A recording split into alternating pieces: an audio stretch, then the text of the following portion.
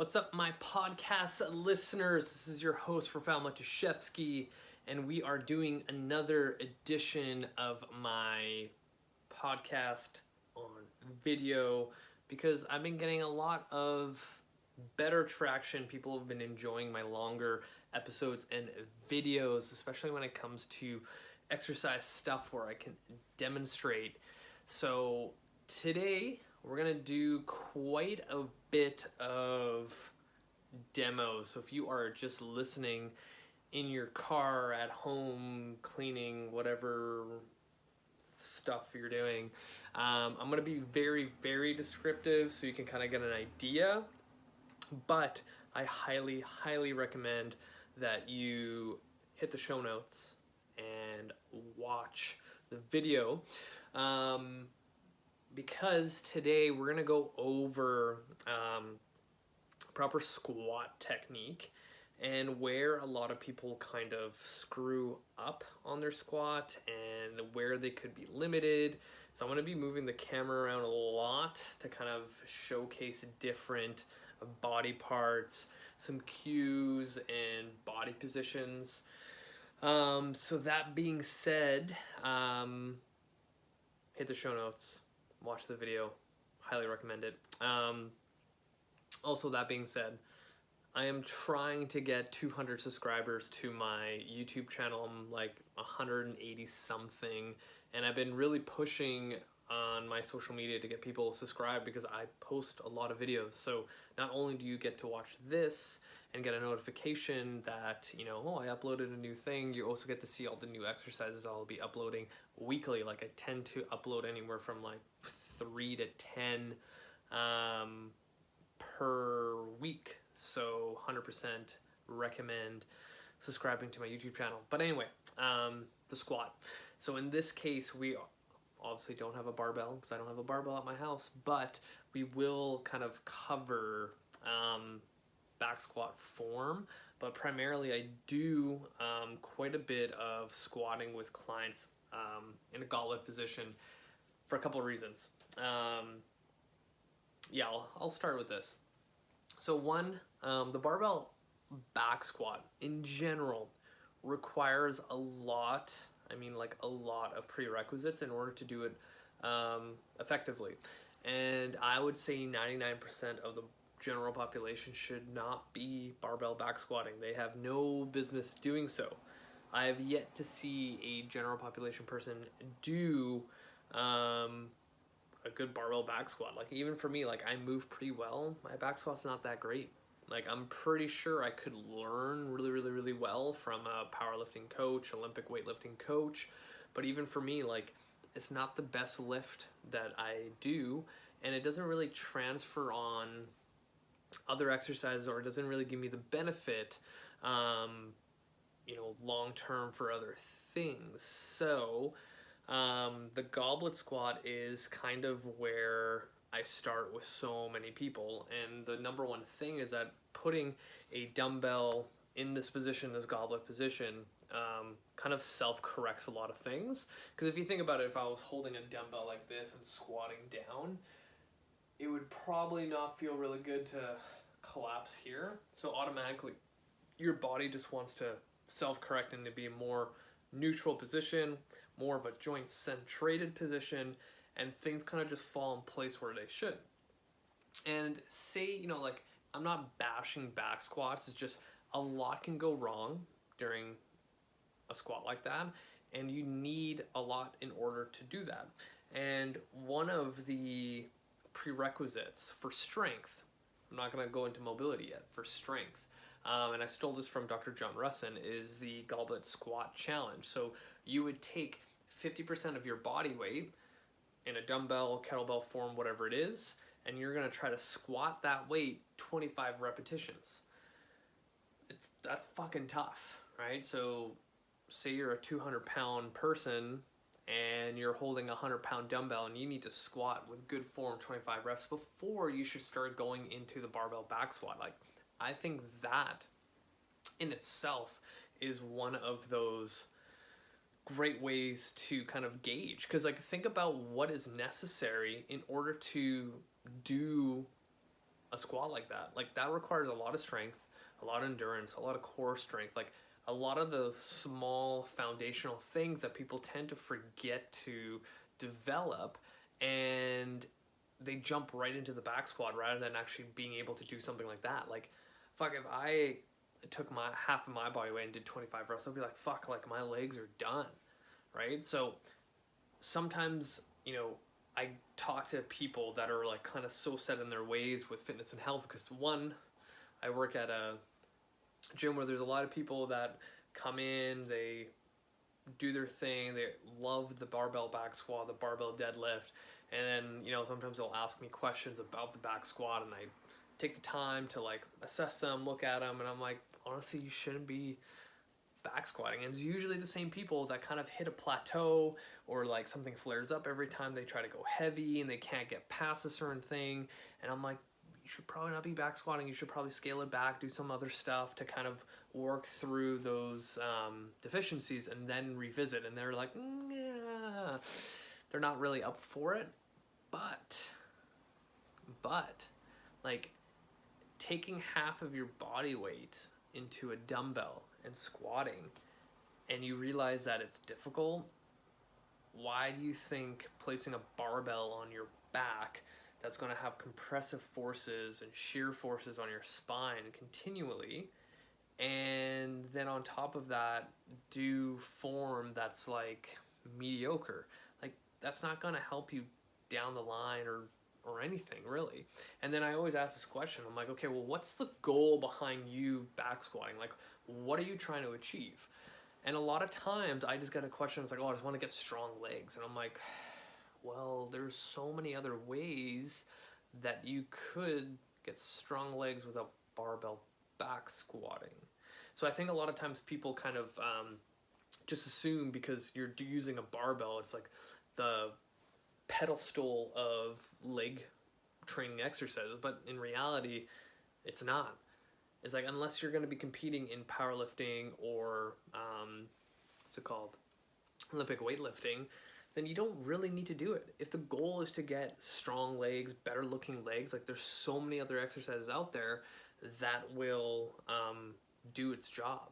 And on top of that, not have so much of a taxing force on your body, and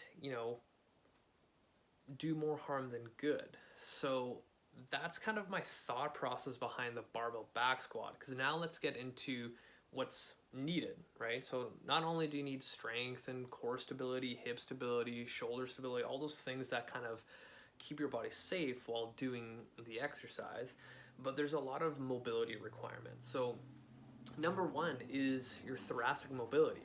If your T-spine, which is up here, can't effectively extend to place this barbell behind your back, then already you're fucked.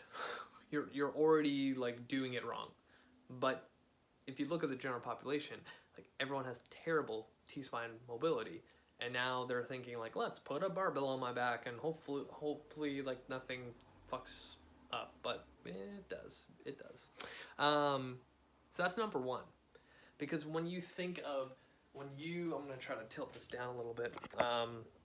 When you come down into your squat, let's say I have my barbell behind and I come down, like my torso needs to stay upright. So if I have a T-spine that doesn't really extend that great, I'm gonna kind of be here. So let's take that mobility that an average person has, and now I'm squatting down. Look at already what's happening with my spine, and look at my lumbar spine. Like, that does not look good. So this is literally where people kind of stop in their squat. They can do a quarter squat, and then if they go any lower, and I'm going to tilt this a little bit further down to showcase this. So again, person with terrible T-spine mobility, kind of here, they start squatting, and then they get to here. Like, that butt wink that people talk about happens a lot faster, and it's already starting to go into place, like forces are going into places where they shouldn't, right? And I'm not saying like that rep that you just did is the one that's gonna destroy your spine, but it's the repetitive nature of it, right?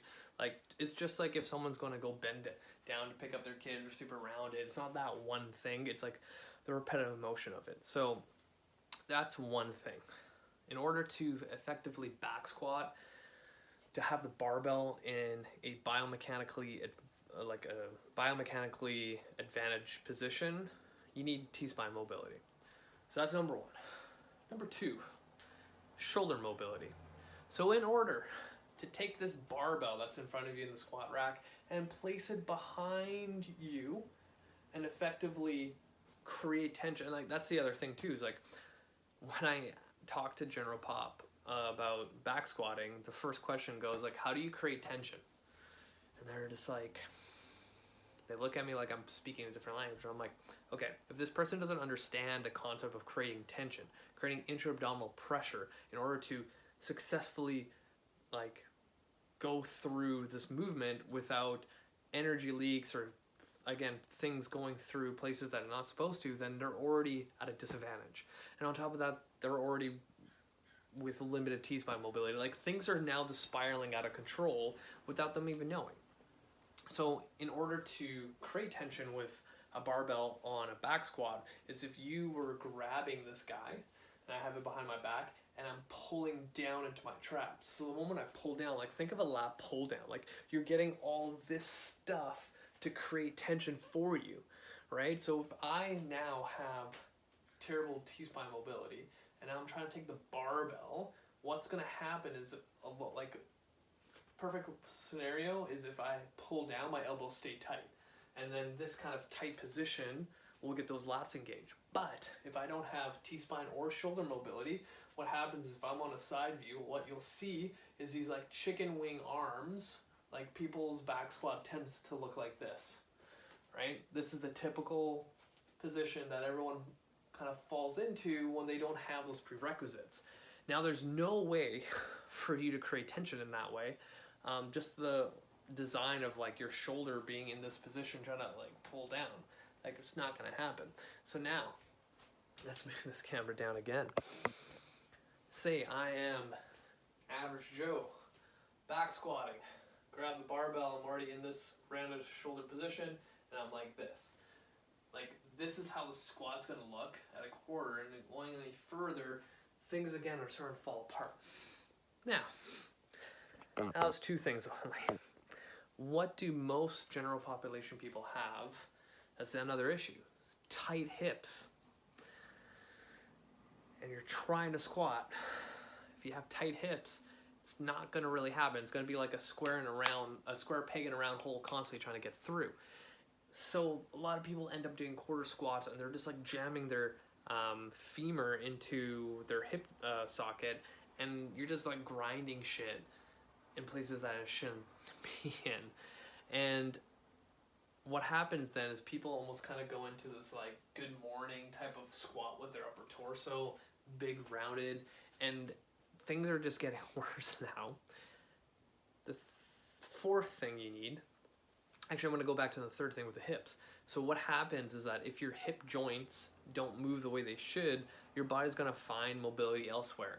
And it's usually a place that doesn't need to be mobile, aka your lower back.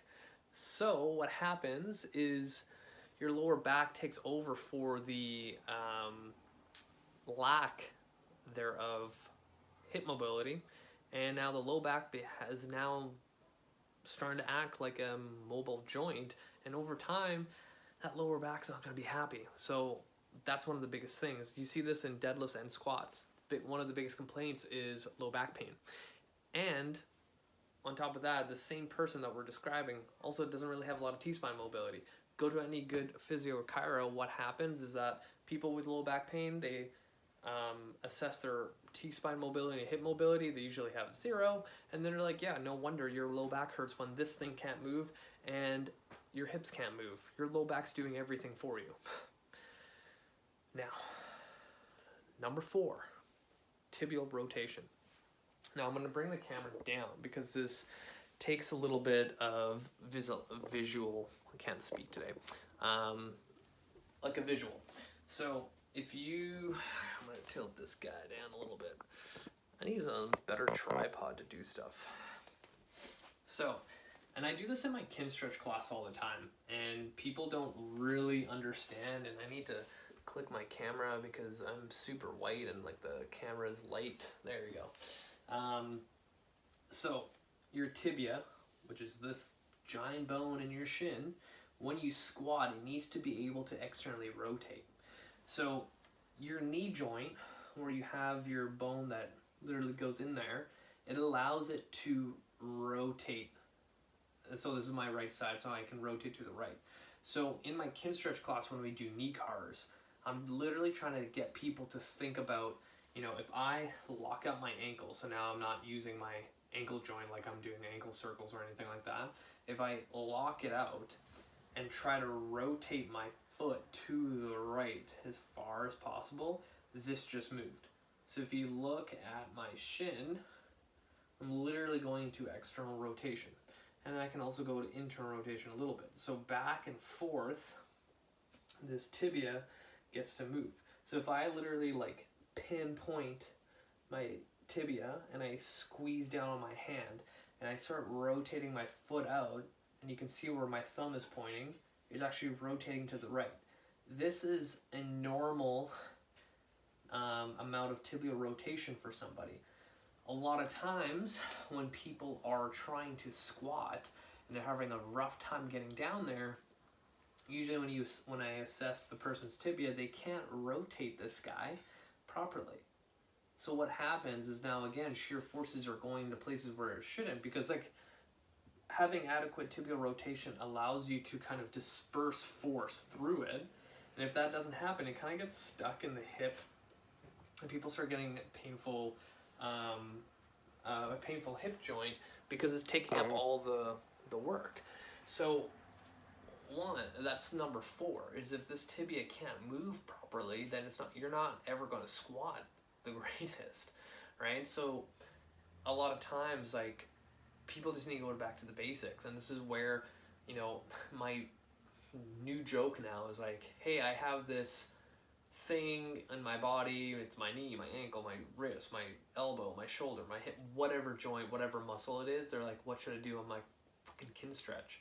Like, kin stretch will literally fix everything, because we need to influence tissue change at a joint or at a certain muscle that's not moving the way it should. So let's influence better tissues, better, like smarter tissue, right? So literally kin stretch can fix all that. Now, the other component to squatting effectively is your ankle joint. I've literally done an entire episode about the ankle before, but essentially this ankle needs to have adequate dorsiflexion. So if I drive my knee forward, it needs to go pretty far. I'm gonna kind of move my arm in order for me to squat. A lot of people have tight ankles and they get to a certain point, they get stuck, and now they can't effectively squat in their back squat, goblet squat, whatever it is, and things kind of fall apart. So that being said, we have now, well, we said T-spine, shoulder, hip, tibia, and ankle. 5 things. 5 things in order to effectively squat. And most of the time when I get people working with me and I assess them, all 5 things don't move the way they should, and then they're complaining that they're getting pain in X, Y, and Z when they back squat. And I'm like, well, no wonder, right? Like, that makes sense to me. But for some reason, a lot of people feel like downgraded when I take them off back squatting or I suggest that, and I'm like, no, like, you literally said the goal of the back squat for you is to get stronger legs or better looking legs. You don't have to back squat in order to do that. There's so many other ways. So I try to make the compromise of let's goblet squat heavy to supplement that back squat. Number 1, when I convince them, right away they see a huge change in how their joints feel, and it's almost like a relief on like, oh great, I don't have to put a barbell on my back and like go through it and kind of feel not the greatest the next day. So the goblet squat is one of those things that I always move to, and there's lots of ways to make it challenging. So say if you're a gym bro that's been back squatting forever, but it's been effing up your body, and you're like at that point where like, okay, I will do your goblet squat. And I always make this joke / statement, like, I can take the strongest guy at our gym, give him the 100-pound dumbbell in a goblet position, and tell him for 5 reps, you're gonna goblet squat. But what I wanna see is you're gonna eccentrically load, so going down slowly for 5 Mississippis. And then at the bottom of your squat, you're gonna hold it for another 5 Mississippis. And then when you go up, I want you to go as fast as possible. And that's 1 rep. Do 4 more after. That will destroy him. Destroy that guy. And that's when I can convince people that, holy shit, this is a lot harder than slapping 225 doing quarter squats with terrible biomechanics. Like, you're gonna get more out of that than forcing a square peg in a round hole constantly, right? I just don't understand people not getting there without me like proving to them that their body doesn't move the way it should, and then showcasing another strategy for them to progress at their gym career. And that also helps, like, we talked about this whole concept of like time after tension, like movements that burn more calories, and everyone that's listening, everyone that goes to the gym is trying to burn more calories to, you know, build more muscle, shed more fat. The goblet squat, that example I just gave, is going to help. That's going to get you there compared to slapping the barbell on your back and doing it like 1/4 of what it's supposed to look like. So let's move on, because I can go on that topic forever.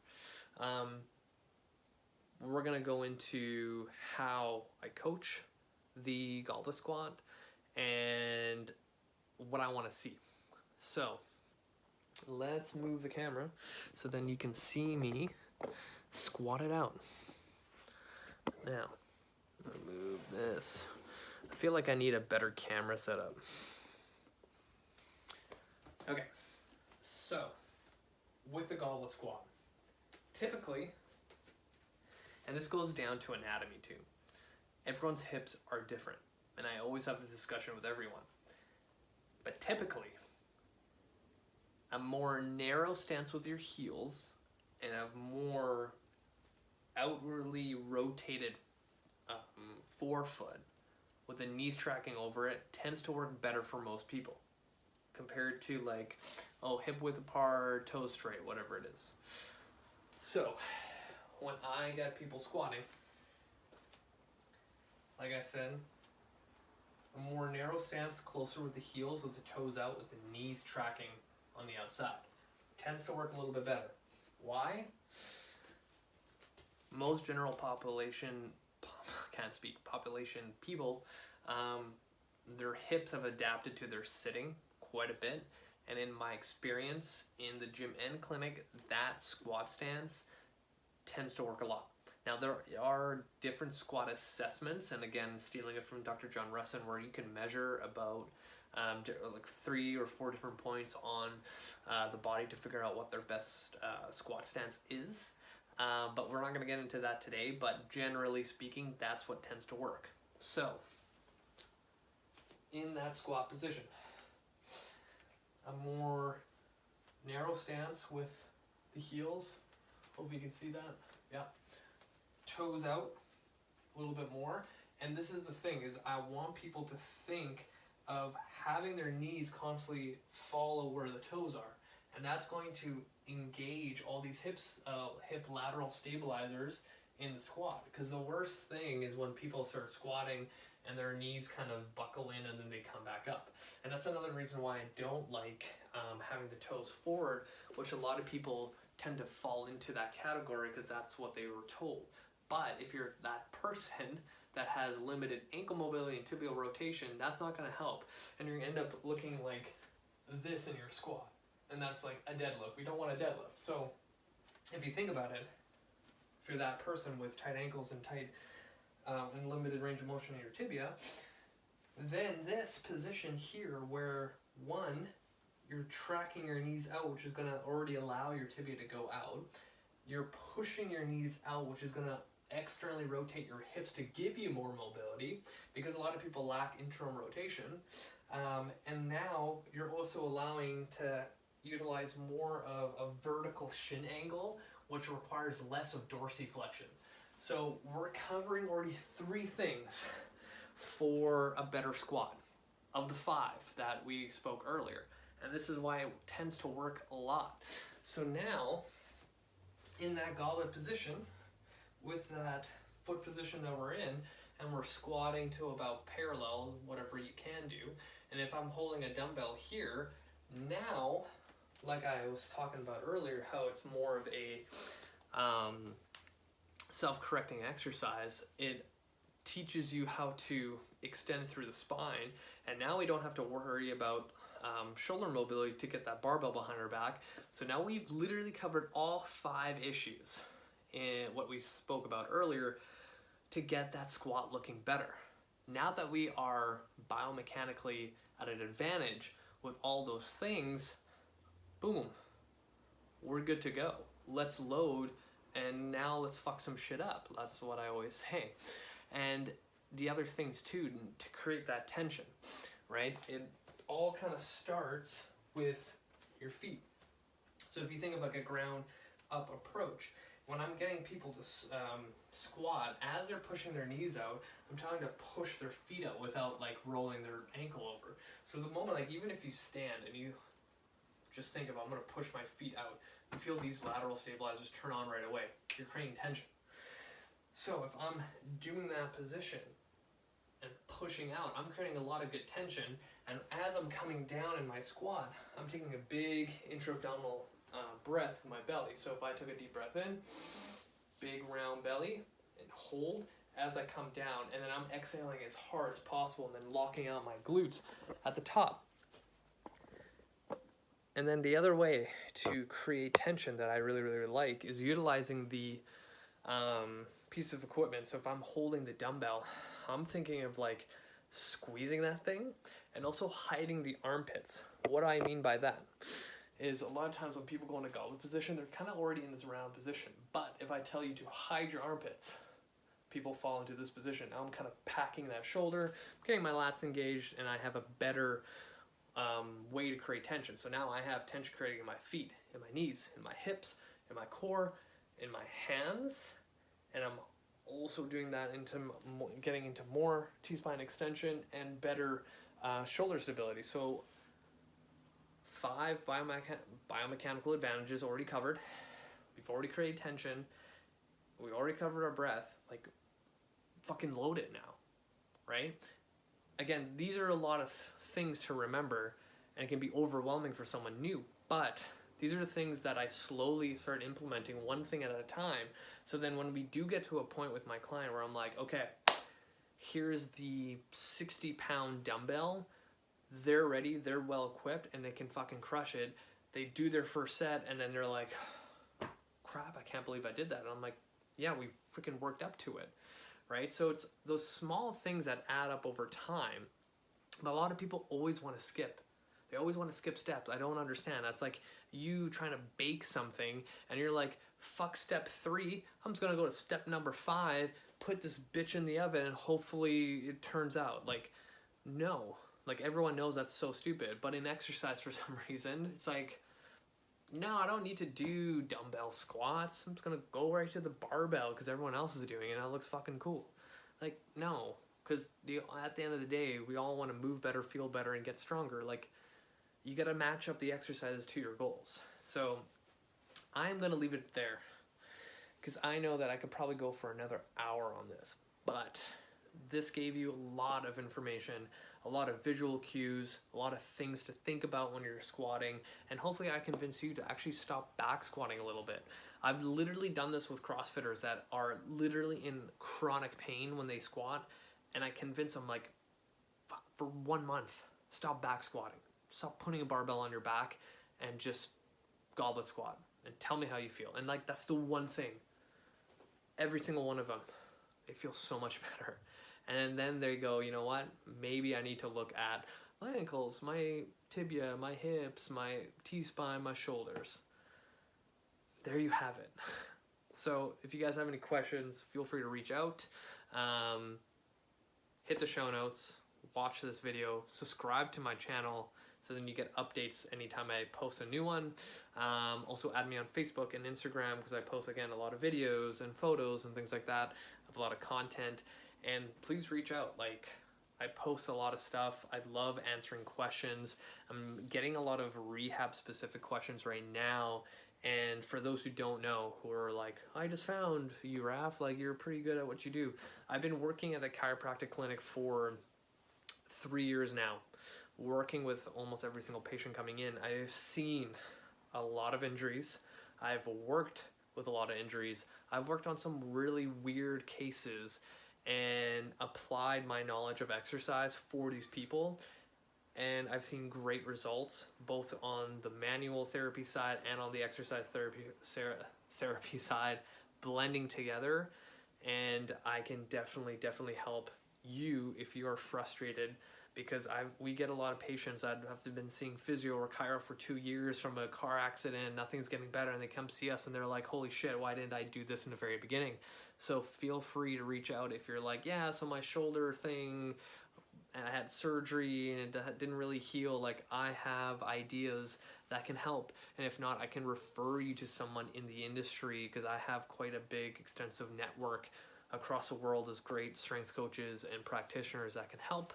So feel free to reach out. That's it for me. Till next time, you guys.